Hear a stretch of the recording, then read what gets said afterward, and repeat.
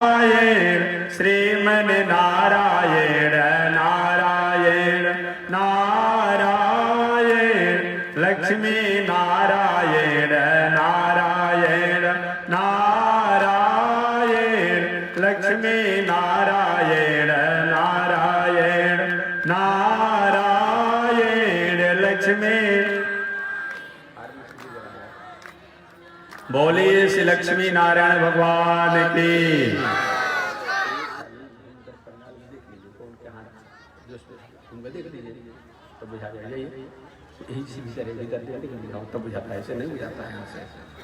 अनंताचार्य कृपया वेदांत द्वय पारगम रामकृष्णांग्र सद्भक्तम विश्वक्सेन मुनिं भजे। काषायं यज्ञसूत्रं शुचिवपुषि तथा चोर्ध्वपुण्ड्रं च भाले यस्यास्ते दक्षहस्ते कलिकुमतिगिरीन्द्रेन्द्रवज्रं त्रिदण्डं संसाराग्नि प्रशान्त्यै मृतजलममलमो दारुपात्रं पवित्रं श्रीविश्वक्सेन सूर पदकमलयुगं श्रेयसे संश्रयामि। लक्ष्मीनाथ समारम्भां नाथयामुनिमध्यमाम् अस्मदाचार्यपर्यन्तां वन्दे गुरु परम्परा। नारायणाय विद्महे वासुदेवाय धीमहि तन्नो विष्णु प्रचोदयात्। महालक्ष्म्यै च विद्महे विष्णुपत्न्यै च धीमहि तन्नो लक्ष्मी प्रचोदयात्।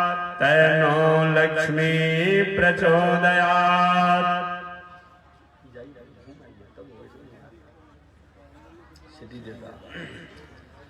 परमाराध्य श्री लक्ष्मी नारायण भगवान प्रातः स्मरणीय पूज्य आचार्य श्री के जुगल चरणों में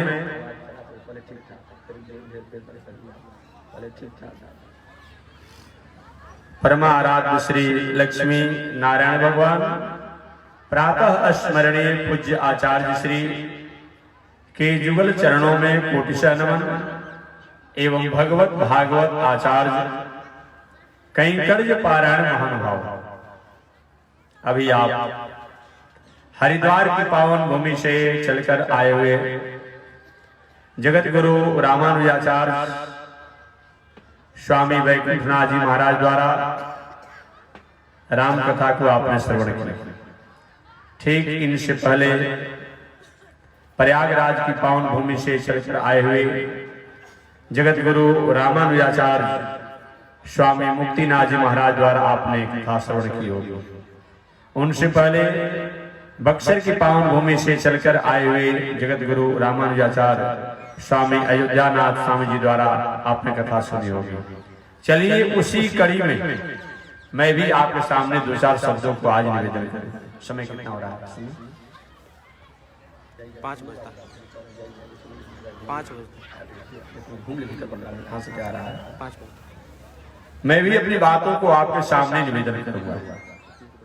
मेरा भी देखिए भाई बार मैं तो कॉफी बजाना शुरू किया। आप लोग कहते हैं कि बाजार बजेगा घूमे करेगा। देखिए उधर बाजार लगा उसका दोष नहीं ना।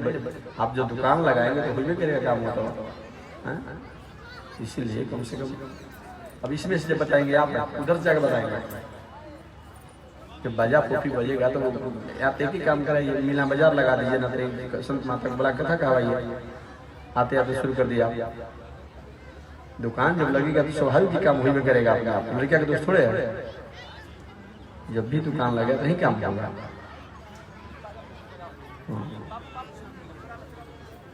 अब उसको बजाना दोष है कि बेचने वाला का दोष है? वो तो भाई बालक के बजे भी करेगा अपने आप। बेचने वाले को आप जब बाजार लगाते होगा, कल से उसमें सब दुकान को अच्छा जाने के घर अवस्था मत कीजिए आप। परमाराध्य श्री लक्ष्मी नारायण भगवान प्रातः स्मरणीय पूज्य आचार्य श्री के जुगल चरणों में कोटिशः नमन एवं भगवत भागवत आचार्य कैंकर्य पारायण महानुभाव। अरे देवता बैठिए, आप लोग क्या आगे शुरू कर दिए भाई, बड़ा धीरे से आप लोग धीरे से कहिए। कितना बड़ा जगह फतेह कराए हैं आप लोग भी देखे थे, उसे रोकिए वही उनको बेचारे प्रेम से चलिए, तो वहीं से समझाइए। अब ऐसे पता चलिए आप लोग झांकी निकालेंगे तो फिर हमारी कथा ही बंद हो जाएगी। झांकी उधर रखिए ना।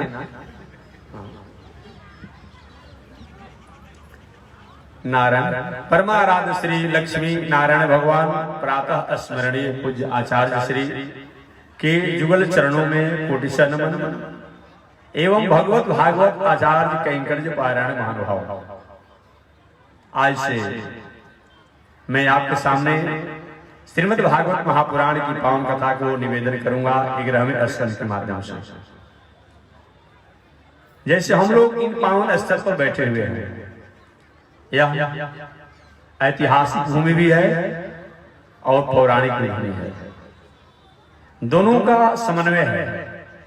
ऐतिहासिक, पौराणिक और राष्ट्र समाज के लिए अपने वीरता का प्रदर्शन करके राष्ट्र को, समाज को शांति समन्वय को दिलाने वाली भी भूमि है। ऐसे पावन भूमि पर हम और आप बैठे हैं। मेरा निवेदन होगा, अभी हम लोग यहां पर बैठे हैं, ठीक इसी प्रकार भगवान श्री कृष्ण की द्वारिकापुरी में जब भगवान श्री कृष्ण 125 वर्ष की आयु को बिताने के बाद अपने गोलोक धाम जाने की तैयारी में थे, अचानक भगवान ने अपने परिवार के लोगों को राष्ट्र के नाम से संदेश देना चाहा, उपदेश देना चाहा और ये समझाना बताना चाहा कि हे महानुभाव, मानव जीवन, राष्ट्र, सृष्टि, संस्कार और कथा, इन जब का समन्वय नहीं हो पाएगा, जब का मिलन नहीं हो पाएगा, एक दूसरे के पोषक नहीं हो पाएंगे, संपोषक नहीं हो पाएंगे, पूरक नहीं हो पाएंगे, कितना भी हमारे पास जीवन में साधन संसाधन हो जाएगा, परंतु उस साधन संसाधन से हमें शांति आनंद की प्राप्ति नहीं होगी। भगवान श्री कृष्ण अपनी सुधर्मा नाम की सभा में, जैसे हम लोग का एक कथा पंडाल है, इस यज्ञ के पावन अवसर पर यह पावन पंडाल की व्यवस्था हुई है, अच्छा तरीका से बनाया गया है। भगवान की सभा का नाम है सुधर्मा नाम की सभा। अपनी सुधर्मा नाम की सभा में भगवान बैठे थे, अपने परिवार के लोगों को, राष्ट्र के लोगों को, समाज के लोगों को, दुनिया के लोगों को उपदेश देना चाहे और उपदेश के माध्यम से अपने परिवार के लोगों को उन्होंने निमित्त बनाया। भगवान ने कहा, हे महानुभाव, मानव जीवन एक तो बहुत अरसों वर्षों, बहुत युगों के बाद हमें प्राप्त हुआ है, इसलिए ये मानव जीवन ही सबसे श्रेष्ठ बताया गया है। और ऐसे मानव जीवन में हम इस भारतवर्ष में आए हैं, ये हमारे लिए बहुत बड़ी उपलब्धि है। भारतवर्ष में आने के बाद भी हमने शास्त्र, संत और समाज के प्रति हमारी रुझाने जो हुई है, ये भी बहुत बड़ी उपलब्धि की बात है। कभी कुछ विचारकों द्वारा यह प्रश्न होते रहता है कि महाराज कैसे आप लोग निर्णय करते हैं कि 84 लाख जोनियां होती हैं। कभी कोई लोग प्रश्न करते हैं कि जन्म के बाद पुनः अपने आप दूसरा जन्म बदल ही जाता है, क्या कोई प्रमाण है? तो मैं पूछना चाहता हूं कि अगर ऐसा नहीं मानते हैं लोग, तो कुत्ता जोनी हमेशा कुत्ते जोनी में जन्म लेगा, बाघ बाघी की जोनी में जन्म लेगा, मनुष्य मनुष्य की जोनी में जन्म लेगा? ऐसी बात नहीं है। हमारे कर्मों के अनुसार हमारा जन्म भी अपने आप में ऊंच नीच होते रहता है। ऊंच नीच का मतलब, कभी हम पशु की जोनी में हो जाते हैं, कभी पंछी की जोनी में हो जाते हैं, कभी कीट पतंग की जोनी में हो जाते हैं, कभी मानवों की जोनी में हो जाते हैं तो कभी दानवों की जोनी में हो जाते हैं।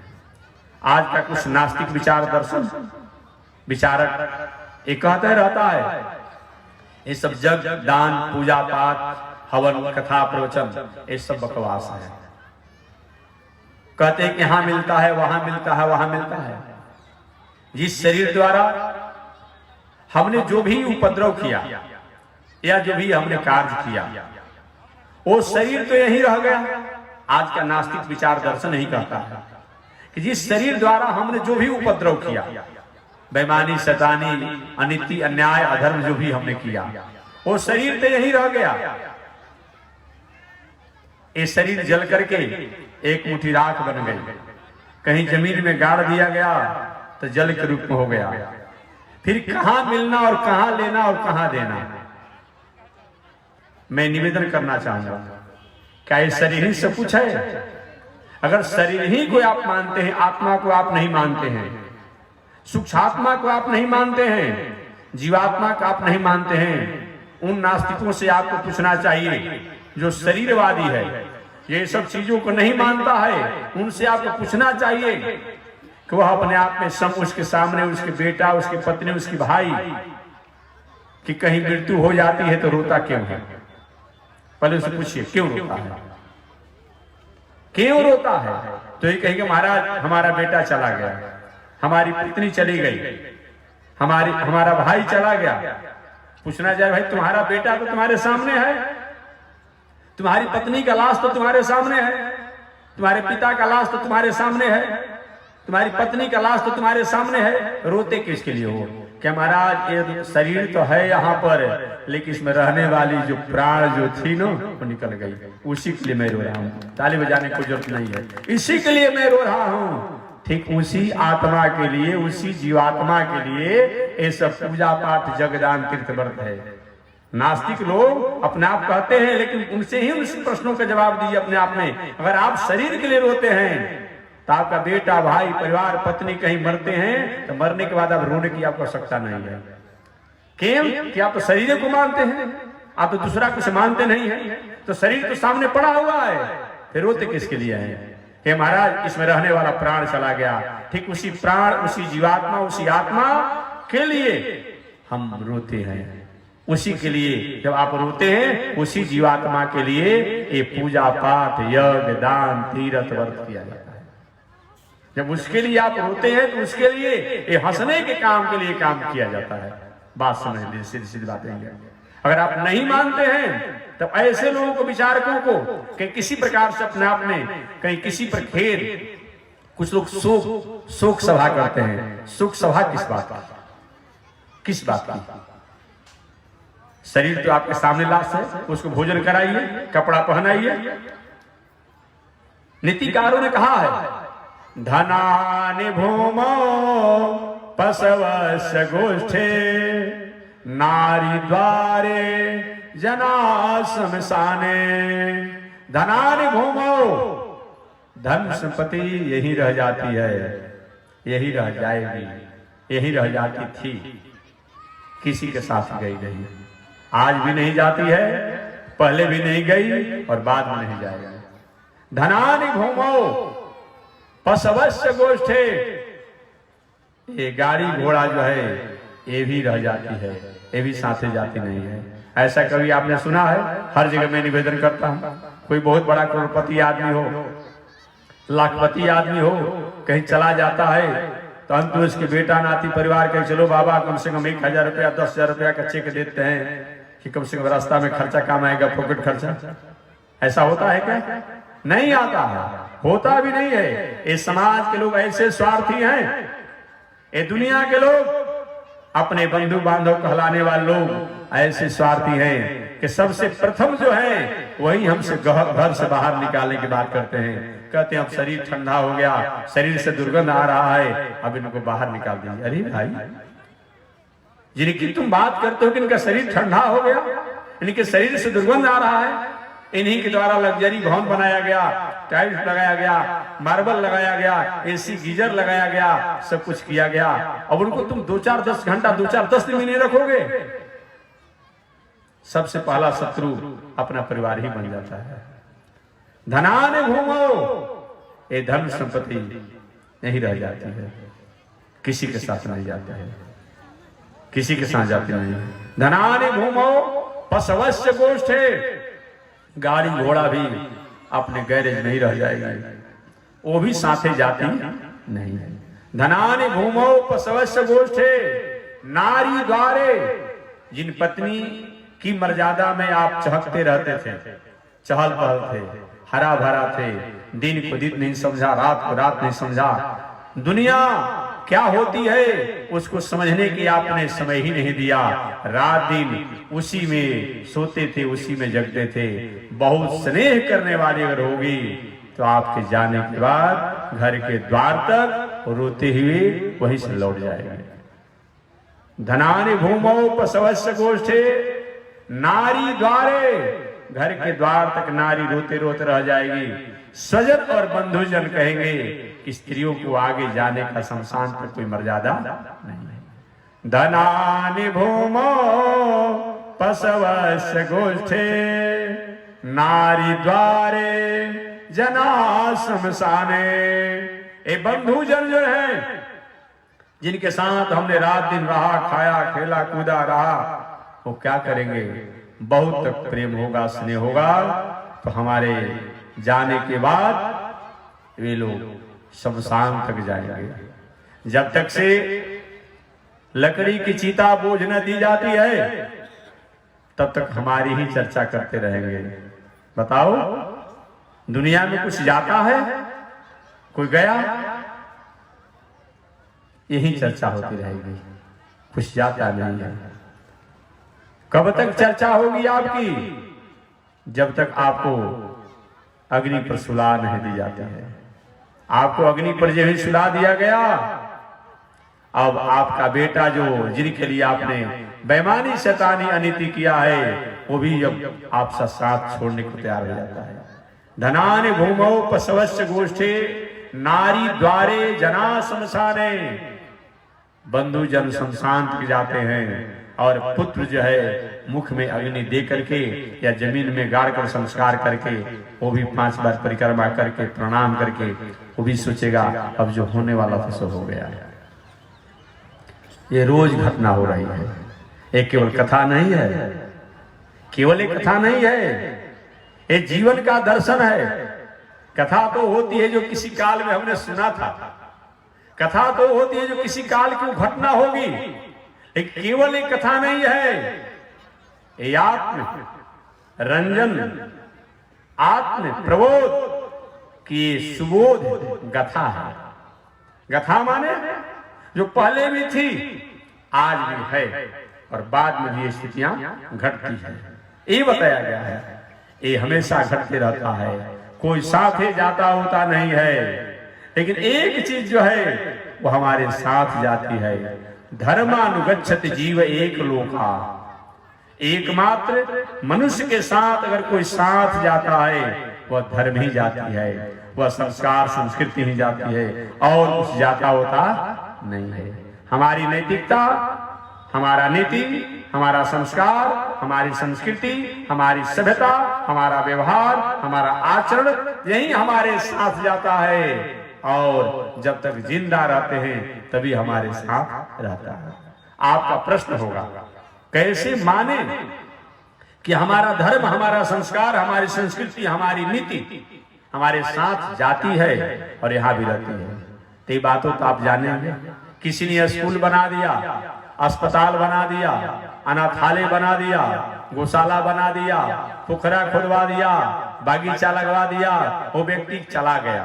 कहते लोग बहुत बड़ा भला आदमी था, भला आदमी था, इसने अमुक काम किया, अमुक काम किया, वो तो व्यक्ति चला गया, लेकिन उसके द्वारा किया गया जो कर्म है वही उसकी आज कीर्ति बनी हुई है, उसकी स्वरूप बना हुआ है, उसकी यादगारी बनी हुई है।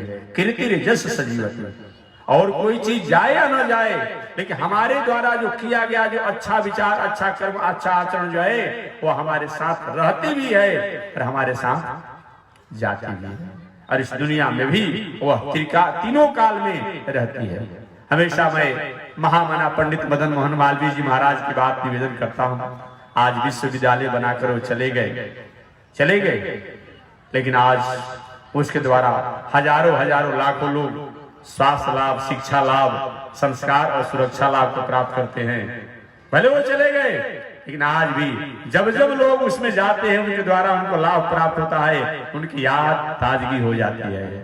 ये पंच स्वरूप से, ये चर्म मांस के शरीर से भले ही वो चले गए हों, पार्थिव शरीर से भले ही चले गए हों, लेकिन अपने कर्मों और कृति के कारण आज भी याद किए जाते हैं। कीर्ति जस सजीवती, यही अपने आप बताया गया है। अतः मानव जीवन में यही रहता है।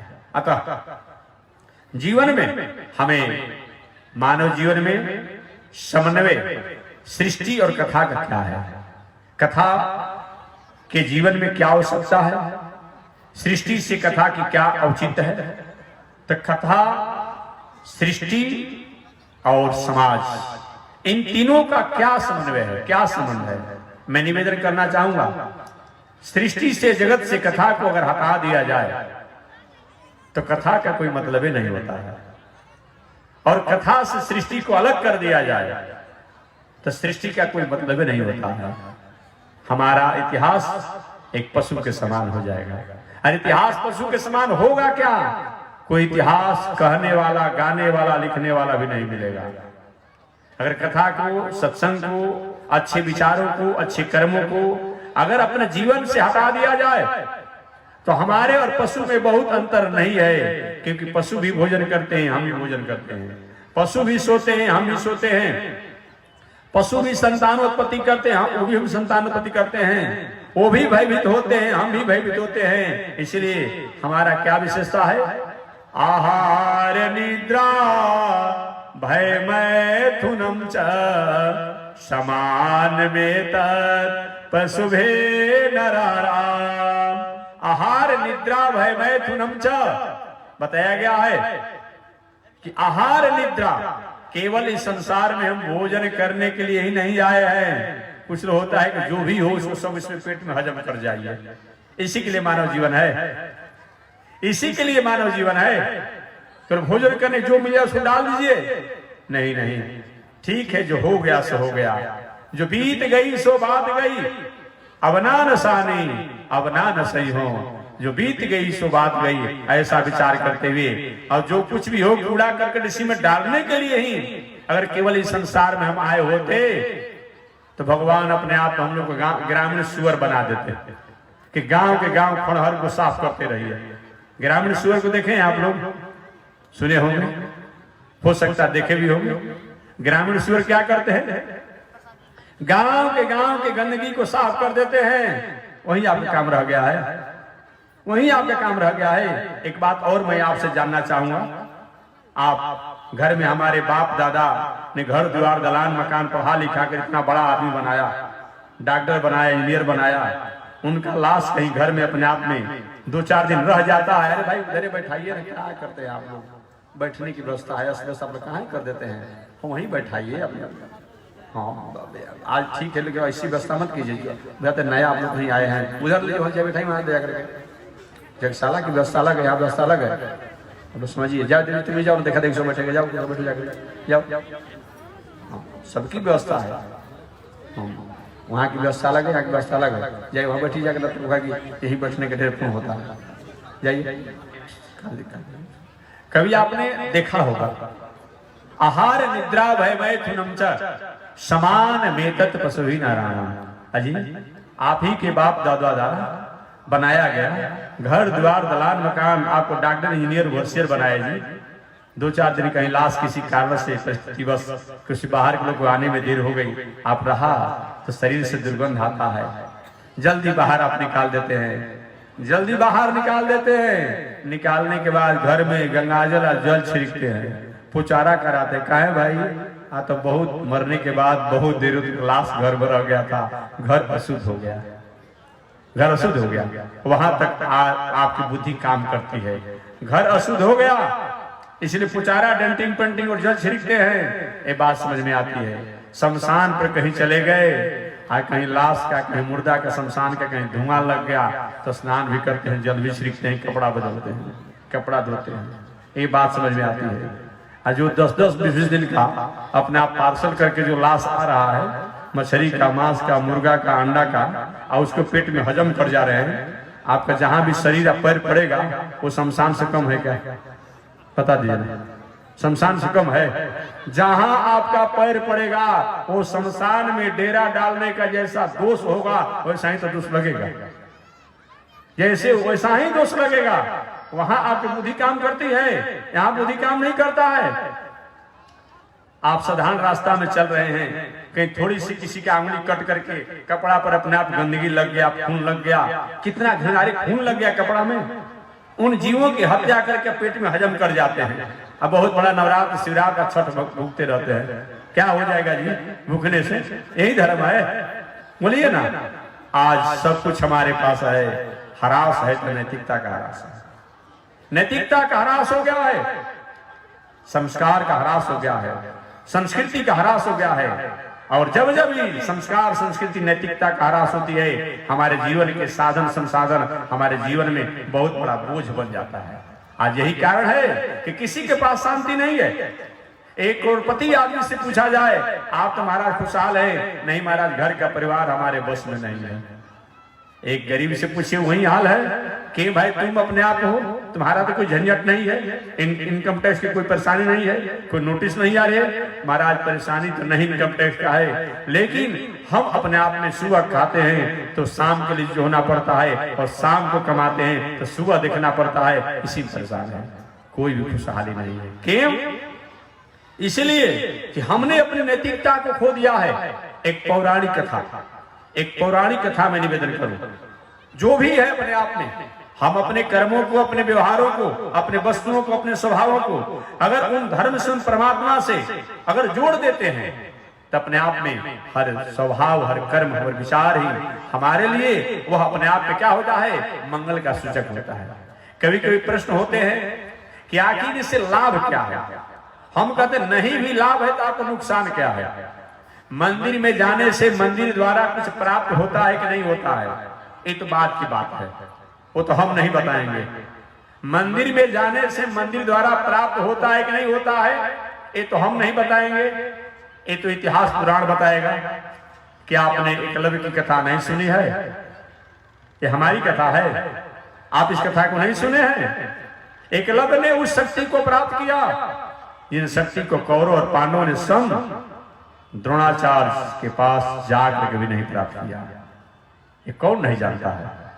ये कौन नहीं जानता है? मीराबाई ने उन शक्ति को प्राप्त किया जिन शक्ति को किसी काल में सामने रह करके भी गोपिकाओं ने उस आनंद का अनुभव किया, वो मीरा ने मूर्ति से प्राप्त किया। ये कौन नहीं जानता है? इसलिए ये आप नहीं कह सकते हैं कि क्या लाभ है, लेकिन जो लोग कहते हैं कि महाराज कैसे समझा जाए, तो मैं आपसे पूछना चाहूंगा कि मंदिर में जाने से नहीं लाभ है तो नुकसान क्या है? आप कम से कम मंदिर में जाते हैं तो मन होता है कि ठीक है भाई, हमको अपने आप में कोई खान पान गलत है, कोई उठन बैठन गलत है, थोड़ा सा शुद्ध कर ले। तो अब जीवन के आचरण, व्यवहार, विचार ही कहीं जाने से अगर पवित्र हो जाए, एक कम लाभ है क्या? बता दीजिए, क्या मिलता है? नहीं मिलता तो बात छोड़ दीजिए, लेकिन कहीं जाने से, किसी चीज को सुनने से, किसी चीज को पढ़ने से, किसी चीज को जानने से हमारे दिल में, दिमाग में, मन में, बुद्धि में, विचार में, आहार में, व्यवहार में किसी प्रकार का अगर दोष हो, त्रुटि हो, खामियां हो, और उसका कहीं सुधार हो जा रहा है, उन्मूलन हो जा रहा है, ये कम है क्या? एक बात और मैं आपसे कहना चाहूंगा, जो काम शासन नहीं करती है, जो काम अस्त्र शस्त्र नहीं करता है, वो काम को संत और शास्त्र करता है। शासन अपने लाइन ऑर्डर, अपने अनुशासन के बल पर, सरकार अपने शासन के बल पर किसी को मनवाना चाहती है, और संत जो हैं अपनी प्रेम भावना से उस बातों को मनवा करके और अच्छे मार्ग में लगा देते हैं। ये कम बात है क्या? ये कम है? इसलिए मैं निवेदन करना चाहता हूं, शासन द्वारा, सरकार द्वारा जो किसी प्रकार की हमें आदेश देकर काम कराया जाता है, उसे बार बार भीतर से खेद बनी रहते हैं कि नहीं थोड़ी सी ढीला पड़ेगी तो हम अमुक काम कर देंगे। लेकिन संत और शास्त्र द्वारा जिन आचरण और विचारों को जीवन में उतर जाता है, वो हमेशा हमेशा लिए हमारे लिए गांठ बन जाता है, वो हटता नहीं। ये कम है। एक अपराधी को सुधार करने के लिए सरकार को, एक आतंकवादी को सुधार करने के लिए सरकार को हजारों हजारों लाखों लाखों रुपया लगाना पड़ता है, और उसको पकड़ने के लिए, उसको सुधारने के लिए, समझाने के लिए सैकड़ों पुलिस प्रशासन को लगाना पड़ता है, और तभी उसको सुधार नहीं हो पाता है। अब बिना पकड़े, बिना अपने आप समझाए, बिना डरवाए, बिना धमकाए, केवल अपने बाणी द्वारा ही अपने आप किसी व्यक्ति को अच्छे मार्गों पर लाया जाता है। क्या कोई कम फायदा है? कम फायदा है? कहां आपकी नेत्र चली गई है? कहां आपका बुद्धि चला गया है? उन नास्तिकों से पूछना चाहिए, उन अपने आप नास्तिकों के से पूछना चाहिए, क्या ये कम फायदा है? जिससे समाज राष्ट्र कहीं किसी प्रकार उपद्रव को प्राप्त कर रहा हो, लेकिन संत महात्मा शास्त्र द्वारा, कहीं अपनी भावना द्वारा, अपनी उक्तियों द्वारा उसको अच्छे मार्गों में लगा दे रहा है। एक कम फायदा नहीं है, एक कम फायदा नहीं है। एक पौराणिक कथा मैं दे दूं और फायदा की जहां तक बात करें। एक बार एक पहाड़ के सन्निकट लोग एक गांव में बसते थे। कभी कभी पहाड़ से बाघ, सिंह, हिंसक जीव आ जाते हैं और किसी गांव के लोगों को चपेट में ले लेते हैं। गांव के लोगों ने तय किया, ऐसा हम लोग को जीवन है, क्या करेंगे, कुछ तो हम लोग को व्यवस्था करना ही पड़ेगा। एक दिन गांव के लोगों ने ही तय किया कि सुनो भाई, हम सब लोग चलेंगे, पहले तो कुछ समूह और झुंड बनाकर चलेंगे, ताकि कोई हिंसक जीव यदि किंचित कहीं हमारे पर कहीं प्रहार करता है, कहीं आक्रमण करता है, तो हम अपने बचाव का भी कोशिश करेंगे और अपने हाथों में हथियार लेकर चलेंगे, डंडा भाला जो भी अपने आप गड़ा सा लेकर चलेंगे, आग के अपने आप में चिंगारी को लेकर चलेंगे, टार्च लेकर चलेंगे अपने आप में। ऐसे लेकर लोगों ने अपने आप चलना शुरू किया। एक उसी में नास्तिक व्यक्ति था, कैसी तरह से अपने आप लोग कहते रहते हैं, कहाँ सिंह आता है, कहाँ बाघ आता है, और कहाँ अपने आप क्या करना है। जो लोग रोज अपने आप लेकर क्या करते, जाते आते, जाते आते, रोज उनकी व्यवस्था थी अपने आप में। सही में कभी उन लोग को बाघ सिंह दिखाई नहीं पड़ा, नहीं पड़ा। रोज ले जाते, ले आते, ले जाते, ले आते, टार्च भी ले लेते, कभी रात में तो हो जाए, जंगल से चलना पड़ेगा। संयोग से एक नास्तिक जो था, उसने विचार नहीं, हम इस बातों को नहीं मानते हैं, हम नहीं ले जाएंगे, हम टार्च भी नहीं लेंगे। अचानक एक दिन अपने आप में, मान ली कोई व्यक्ति लेकर जा रहा था, उसको नुकसान क्या हुआ, उसको नुकसान क्या हुआ। अब एक नास्तिक व्यक्ति एक दिन गया अपने आप में, न टार्च लिया, न अपने आप में हथियार लिया, डंडा भाला कुछ लिया। अचानक सिंह का आक्रमण हो गया, और सिंह का आक्रमण जो हुआ तो मारा गया, मारा गया। इसलिए अपने आप बताया गया है, अगर हम कहीं अच्छे कर्मों को करते हैं, अच्छे कर्मों को करते हैं, अगर नहीं भी हमें कोई लाभ हो रहा है समान रूप में, संसारिक रूप में, उससे नुकसान क्या है। कहा कि संत महात्मा भाई, शास्त्र में लिखा है कि मछली, मांस, शराब, ताड़ी, दारू नहीं खाना पीना चाहिए।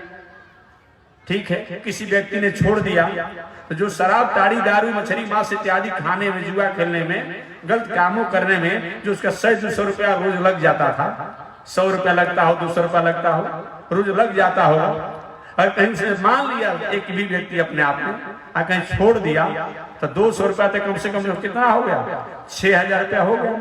अब उस 6000 रुपया में वो अपने एक महीना के घर के साग सब्जी की व्यवस्था करेगा, उसी से अपने आप लड़कियों को पढ़ाने के फीस के देने के काम करेगा, दवा की व्यवस्था करेगा। हमने दिया कुछ नहीं उसको, लेकिन उसके द्वारा अपने को सुधार कर लिया, ये तो काम हो गया ना। जो उसे गलत मार्ग में लग जाता था, एक कम फायदा है क्या।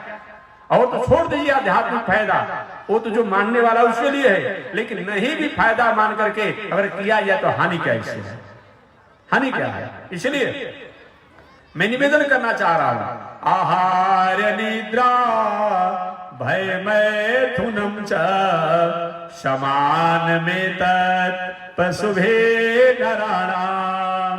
केवल भोजन करने के लिए इस दुनिया में हम नहीं आए हैं, केवल संतानोत्पत्ति करने के लिए इस दुनिया में हम नहीं आए हैं। आहार निद्रा भय मैथुनम च, केवल संतानोत्पत्ति करने के लिए इस दुनिया में हम नहीं आए हैं। धर्मो ही एको अधिको विशेष, एकमात्र मानव की पहचान धर्म है, संस्कृति है, शास्त्र है। अगर धर्म संस्कृति शास्त्र को अगर हटा दिया जाए अपने आप में, तो मानव जीवन की कोई पहचान बनती ही नहीं है।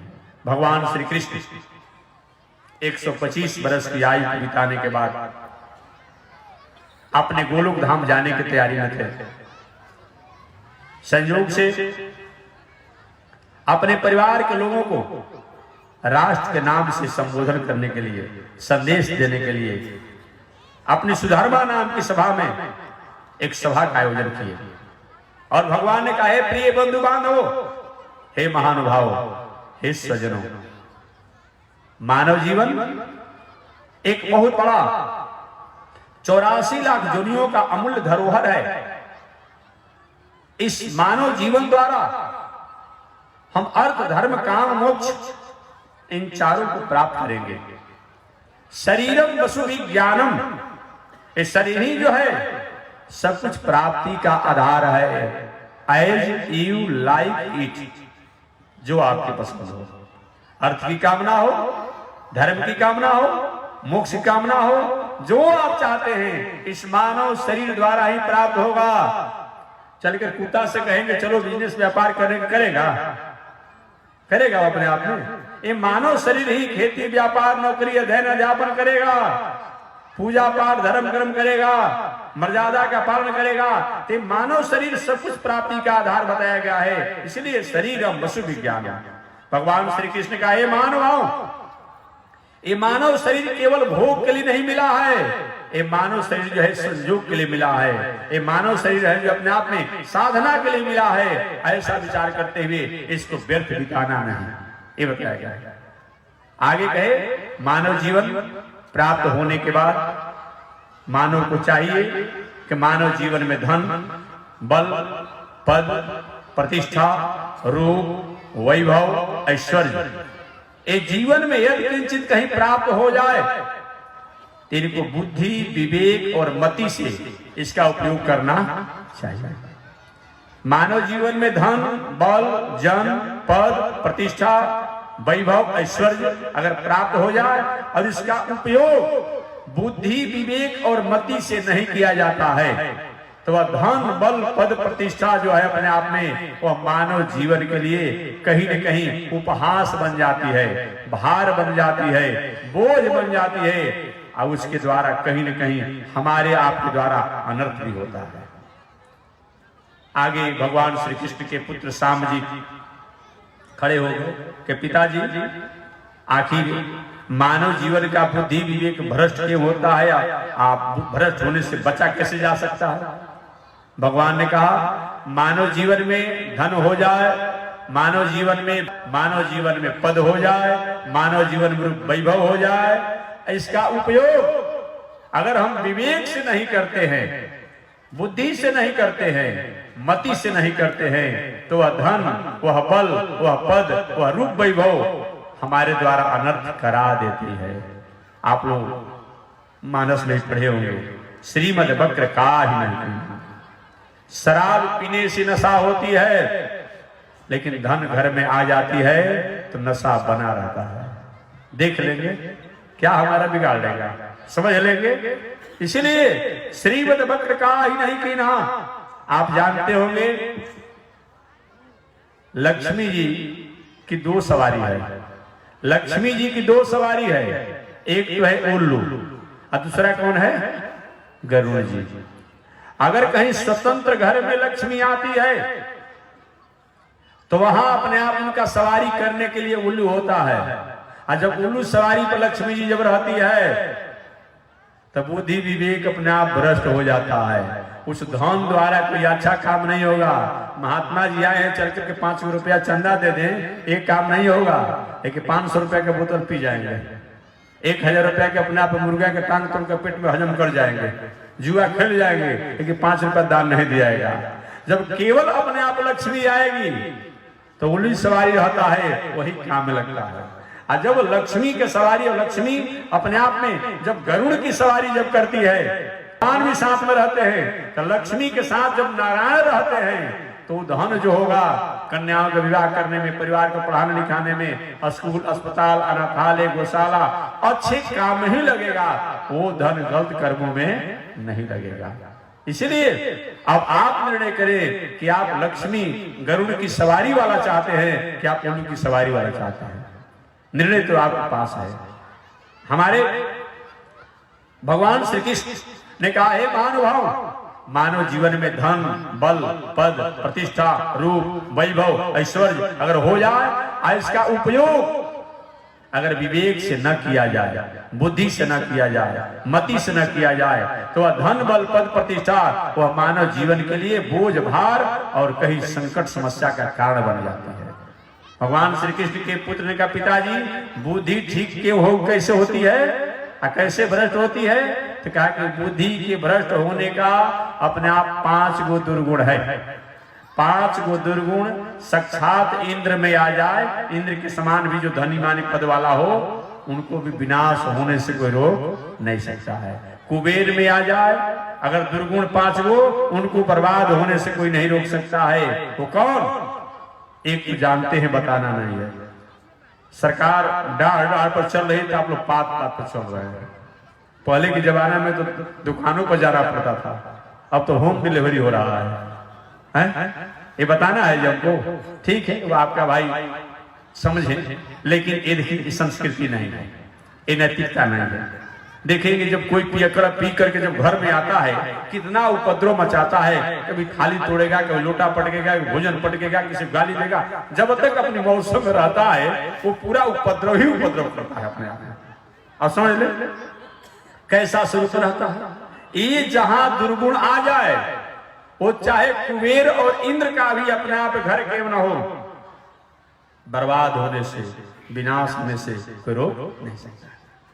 शराब की नशा, वेश्यावृत्ति, गृहस्थ आश्रम में रह करके अपनी पत्नी अपनी मर्यादा से हटकर कहीं भटकाव में कहीं जीवन जिया जाता है, उस व्यक्ति को विवेक भ्रष्ट होने से कोई रोक नहीं सकता है। जुआखोरी अकारण अपने आप में यहां भी कलयुग का वास होता है। ये दुर्व्यसन भी जहां आ जाता है तो विवेक भ्रष्ट होने से कोई रोक नहीं सकता है। और हिंसा का जीवन, हिंसा माने केवल मनुष्य का हिंसा नहीं होता है, वही मैंने जो बताया अपने आप में, आप अपने जीवा स्वार्थ के लिए और अनेक जीवों को जो आप अनेक प्रकार से अपना हजम कर जाते हैं, पेट में डाल देते हैं, किस प्रकार का आपका स्वरूप है जी, कैसा आपका स्वरूप है जी। ये अगर हिंसा की भावना आई, वहां भी अपना बुद्धि भ्रष्ट होने से कोई रोक नहीं सकता है। और 5वां बताया गया कोर्ट कचहरी का दुर्व्यसन, अकारण किसी को परेशान करने के लिए कहीं कोर्ट कचहरी का सहारा लिया जाता है, इससे भी बुद्धि को भ्रष्ट होने से कोई रोक नहीं सकता है। ये 5 गो दुर्गुण अगर इंद्र और कुबेर में भी आ जाए तो उनको विनाश होने से कोई रोक नहीं सकता है। इतिहास गवाह है, जब जब इंद्र का राज गया, पद गया, साम्राज्य गया, प्रतिष्ठा गया, ऐश्वर्य गया, इन दुर्गुणों के कारण ही गया। प्रथम बार गौतम की पत्नी अहल्या के प्रति इंद्र का भावना विचार दूषित हुआ। गौतम ऋषि के श्राप के कारण इंद्र को ब्रह्महत्या का दोष लगा और राक्षसों ने स्वर्ग लोक पर चढ़ाई कर दिया और इंद्र का राज चला गया। दूसरी बार इंद्र ने बृहस्पति जी महाराज एक बार जब गए, देवताओं के पुरोहित हैं, इंद्रलोक में गए, देखे कि इंद्र शराब की नशा में चूर था और रंभा, तिलोत्तमा, मेनका जैसी अप्सराओं का नृत्य दिख रहा था। बृहस्पति जी को आते देखकर इंद्र ने क्या किया, नेत्र को घुमा लिया, कहां से आगे आनंद को किरकिरा करने के लिए। अभी इनके आने का समय था। बृहस्पति जी वहां से लौट गए पीछे और लौट गए। बाद में जब इंद्र को अपने अप्सरे, मैंने तो पुरोहित जी को अपमान कर दिया, उसमें राक्षसों को पता चला, राक्षसों ने देवलोक पर चढ़ाई कर दिया और इंद्र का लोक समाप्त हो गया। इतिहास गवाह है। तीसरी बार जब त्वष्टा के पुत्र विश्वरूप को अपना पुरोहित बनाया और पुरोहित बना करके मान मर्यादा संस्कार संस्कृति से उनका आदर सम्मान नहीं किया तो उसका राज चला गया। इसलिए मानव जीवन में धन, बल, पद, प्रतिष्ठा, रूप, वैभव, ऐश्वर्य अगर हो जाए तो उसको बुद्धि और विवेक से सदुपयोग करना चाहिए। आप कहेंगे महाराज बुद्धि विवेक ठीक कैसे होती है? ये तो आपने बता दिया कि बुद्धि विवेक कैसे भ्रष्ट होती है, तो बता दिया आपने। अब बुद्धि विवेक ठीक कैसे रहेगी? इसके लिए 7 गो सूत्रों को मानव जीवन में उतारना पड़ता है। 7 सूत्र अगर मानव जीवन में आ जाए तो हमारी बुद्धि विवेक को अपने आप में भ्रष्ट होने की संभावना नहीं होती है। वो 7 सूत्र कौन है? सबसे प्रथम जीत आसनो, हमारी बैठकबाजी जो होनी चाहिए वो पवित्र होना चाहिए। उठन बैठन जो होना चाहिए ये संयमित होना चाहिए। आप 6 घंटा हनुमान जी के मंदिर में हनुमान चालीसा पढ़ते हैं, ये कोई बहुत बड़ी उपलब्धि बात नहीं है, लेकिन 1 मिनट में कहीं दुर्गुण और दूषित व्यक्ति के साथ बैठकबाजी होगी तो आप भ्रष्ट हो जाएंगे, कोई रोक नहीं सकता है। इसलिए जीत आसनो, आसन पवित्र होना चाहिए। बैठकबाजी उठन बैठन शुद्ध होना चाहिए। जीत आसनो, जीत श्वासो, मन वाणी शरीर से किसी की अहित की भावना नहीं होना चाहिए। ये भी दूसरा मानव जीवन में विवेक को शुद्ध होने का उपाय है। जीतासनो, जीत श्वासो, जीत क्रोध हो, अकारण किसी की नुकसान पहुंचाने के लिए, अनिष्ट करने के लिए आप क्रोध मत कीजिए। कहीं किसी का भलाई होता हो, हमारे खड़ा होने से थोड़ा हम खड़ा होंगे, लेकिन अपना फायदा दूसरे को नुकसान पहुंचाने के लिए क्रोध मत कीजिए। जीतासनो, जीत श्वासो, जीत क्रोधो, जितेंद्रिय, इंद्रियों को भी जीतना चाहिए। कुछ लोग कहा करते हैं कभी के महाराज जब खाते पीते नहीं है, कभी कभी हो जाता है पार्टी मौसम में जाते हैं तो नहीं, इंद्रियों को जीतिए। जीतासनो, जीत श्वासो, जीत क्रोधो, जितेंद्रिय, जीत आहारो, भोजन भी शुद्ध होना चाहिए।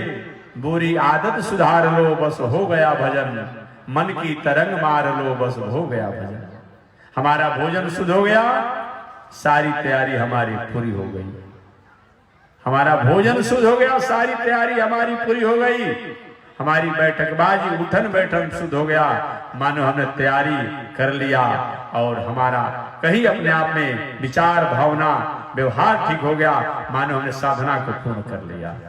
इसलिए जीतासनो, जीत श्वासो, जीत क्रोधो, जितेंद्रिय, जीत आहारो, जीत व्यवहारो, और व्यवहार भी पवित्र और शुद्ध होना चाहिए। इस व्यवहार से आपको कष्ट होता है, ऐसा व्यवहार दूसरे के साथ भी मत कीजिए, ऐसा होना चाहिए। जीतासनो, जीत श्वासो, जीत क्रोधो, जितेंद्रिय, जीत आहारो, जीत व्यवहारो, जीत संगो, और संग भी पवित्र होना चाहिए। संग का बहुत बड़ा प्रभाव होता है। संगत से गुण होता है, संगत से गुण जात, एक कौन नहीं जानता है? कौन नहीं जानता है? पारस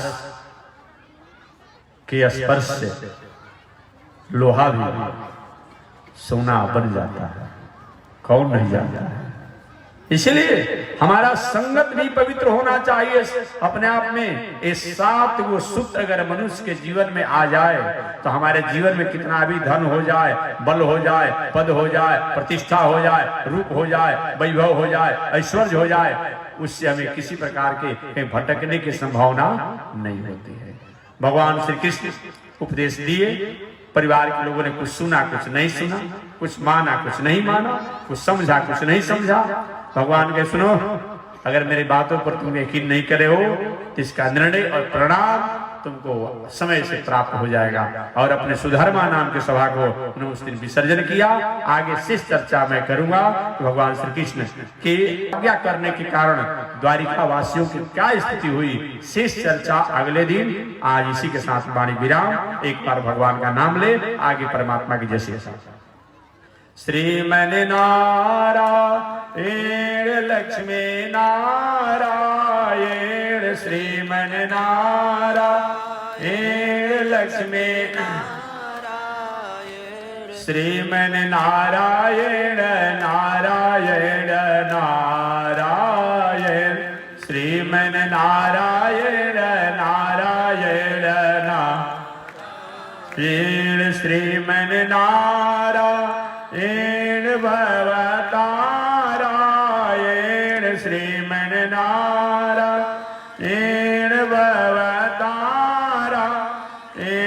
लक्ष्मी नारायण नारायण नारायण लक्ष्मी नारायण नारायण आग लगी आकाश में बरसन लगे अंगारो आकाश में बरसन लगे संत नहीं होते जग में तो जल मरता संसार हो संत नहीं होते जग में तो जल मरता संसार श्रीमन नारायण नारायण नारायण श्रीमन नारायण नारायण नारायण लक्ष्मी नारायण नारायण नारायण लक्ष्मी नारायण नारायण बोलिए श्री लक्ष्मी नारायण भगवान की भास्कर भगवान रामानुजाचार्य स्वामी जी महाराज की विश्व जगदाचार्य श्री त्रिदंडी स्वामी जी महाराज की पावन प्रतिष्ठा महामहोत्सव की पावन जीर्णोद्धार महामहोत्सव की जय जय श्री सीताराम हरि ओम शांति शांति शांति। तो कल से आप समय ठीक याद रखेंगे। कथा का कार्यक्रम ठीक कल से 12 बजे से 1 बजे तक अवध धाम अयोध्या की पावन गरिमा को गौरवान्वित करने के लिए संकल्पित जगत गुरु रामानुजाचार्य स्वामी माधवाचार्य जी महाराज द्वारा श्री राघवपुरम पीठाधीश्वर द्वारा आप कथा 12 से 1 बजे तक सुनेंगे और 1 बजे से 2 बजे तक बक्सर की पावन भूमि को अपने आप में शोभित करने के लिए श्री त्रिदंडी देव समाधि स्थल के पीठाधीश्वर जगत गुरु रामानुजाचार्य स्वामी अयोध्यानाथ स्वामी जी महाराज द्वारा आप पावन कथा को श्रवण करेंगे। ठीक 2 बजे से 3 बजे तक काशी की पावन भूमि से चलकर आए हुए जगत गुरु रामानुजाचार्य स्वामी बद्रीनाथ बनमाली जी द्वारा आप श्री रामायणम की कथा को श्रवण करेंगे और 3 बजे से 4 बजे तक प्रयागराज की पावन भूमि से चलकर आए हुए जगत गुरु रामानुजाचार्य स्वामी मुक्तिनाथ स्वामी जी द्वारा आप कथा श्रवण करेंगे और 4 बजे से 5 बजे के बीच में हरिद्वार की पावन भूमि से चलकर आए हुए जगत गुरु रामानुजाचार्य स्वामी बैकुंठनाथ जी द्वारा आप कथा श्रवण करेंगे और 5 बजे से 6 बजे के बीच में मैं भी अपनी बातों को आपके सामने निवेदन करूंगा। समय मिलेगा कि आप सायंकाल 5 बजे से 6 बजे तक अपने आप सादर आमंत्रित हैं और प्रातः काल की आरती जो हम लोग अपना परंपरा से भगवान की आरती करते हैं वो प्रातः काल की आरती ठीक 7:30 बजे के बाद और 8 बजे के बीच में हम लोग कोशिश करेंगे। समय मिलेगा तो प्रातः काल 7:30 बजे से 8 बजे के बीच में भी आप सादर आमंत्रित हैं। जय श्रीमन नारायण जय श्रीमन नारायण।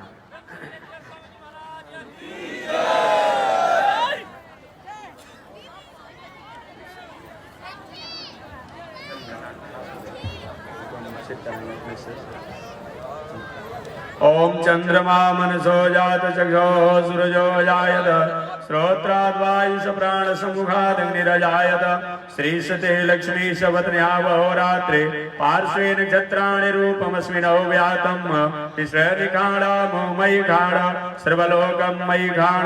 बोलिए श्री लक्ष्मी नारायण भगवान की हरि ओम। शांति शांति शांति।